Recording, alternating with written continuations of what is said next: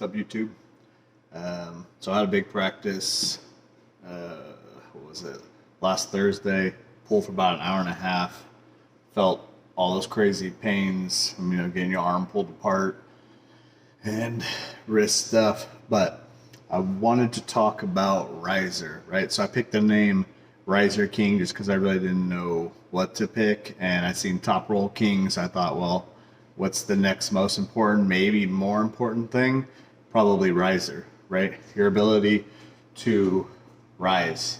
Okay, Riser pertains to when you grip up, your hands with your opponent.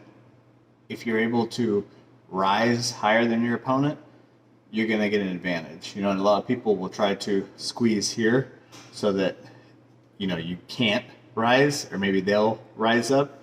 But if you work this part, you make your riser super strong, you can always get what's known as the high hand, right? You're up higher on your opponent, making it really hard for them to top roll you, making it hard for them to do a lot of things, and making it very uncomfortable for them as well.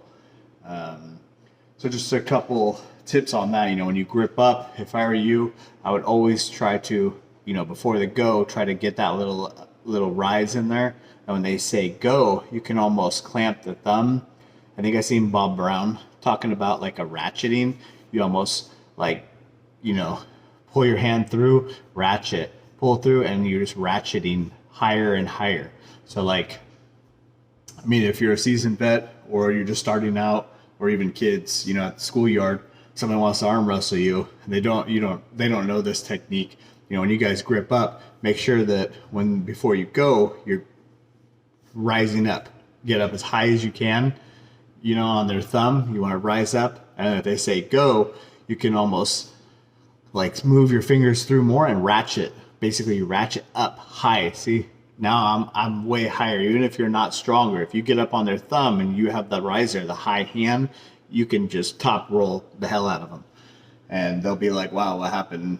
And you can do that. People bigger than you, quote unquote, stronger strength, on like a schoolyard or hanging out with your friends. You can do these little techniques to get a win, even if you're not the stronger person, just using better technique, better, using your higher hand, using more of your strength against less of theirs. A lot of people are strong here, not very many people are strong through just fingers, which is why the top roll, you go up high, you roll through their fingers, so that they're holding you with fingers and you have your whole body, so the principles are always keeping your arm locked in tight. Don't get this pulled. If this gets pulled apart, you're done.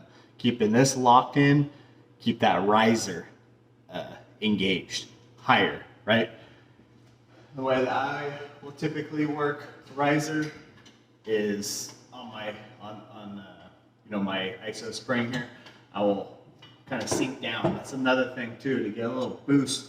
When they say go, you can almost shoot your hips under the table or shoot up, towards the sky.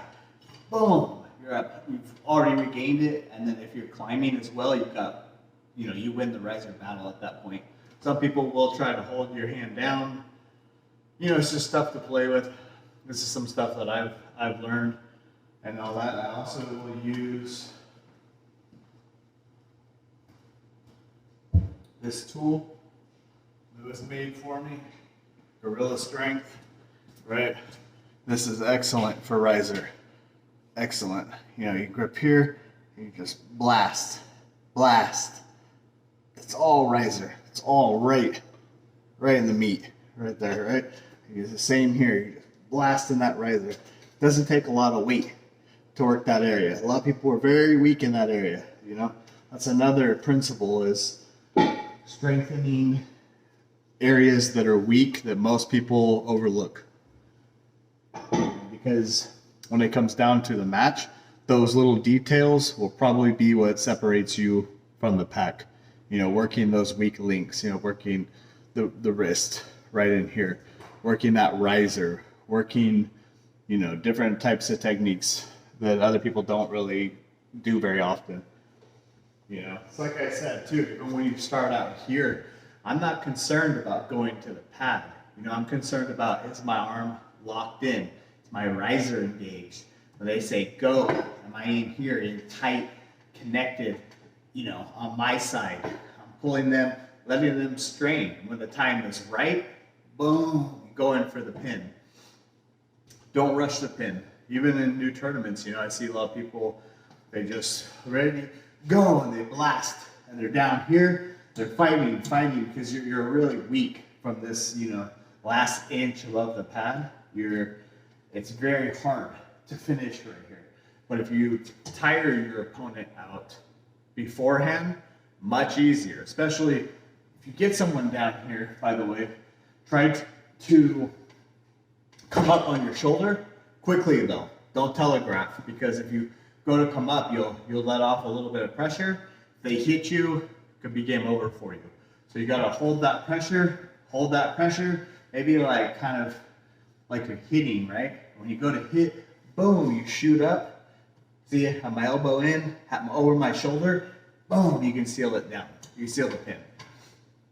That's a good technique. You see like Monster Michael Todd, he uses that, he does it he'll be in a king's move, he'll be holding here, pronation engaged, king's move, he's holding. You'll see him kind of come up, and if he doesn't feel it, boom, he's back into king's move. He's just holding it. When he feels like they're really starting to tire, and so he'll shoot up, and in that press, boom, down. Watch any of his matches, where he was winning, you'll see him doing those two techniques. So you can work riser like that, and then you can also work riser if you don't have that tool. If you just get any hardware store, you get a band such as this, you could tie it to a pole, a tree, anything, right? And then keep your knuckles high. You've seen probably Travis Bagent does this exercise as well.